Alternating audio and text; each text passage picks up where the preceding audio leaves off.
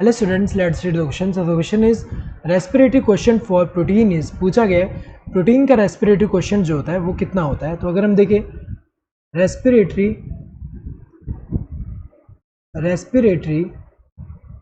Question जो होता है, रेस्पिरेटरी क्वेश्चन, ये अगर हम देखें it refers to the ratio of volume of CO2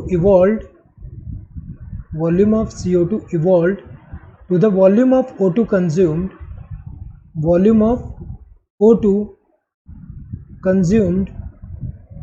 during oxidation of respiratory substrate.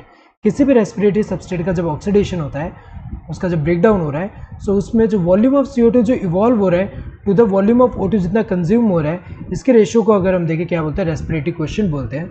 सो अगर हम देखें रेस्पिरेटरी क्वेश्चन फॉर प्रोटीन जो होता है वो कितना होता है, इट इज अबाउट 0.9. इसका मतलब क्या होता है कि यहाँ पे वॉल्यूम ऑफ O2 अगर हम देखें थोड़ा ज़्यादा कंज्यूम एज कंपेयर टू जितना वॉल्यूम ऑफ O2 इवॉल्व हो रहा है. तो अगर हम देखें इसका वैल्यू क्या आएगा 0.9. सो करेक्ट आंसर क्या होगा, दिस फोर्थ वन अबाउट 0.9. 0.5 नहीं होता, 1.5 भी नहीं होता, 0.1 भी नहीं होता. Correct answer would be this fourth one. Hope you understood the question. Thank you and all the best.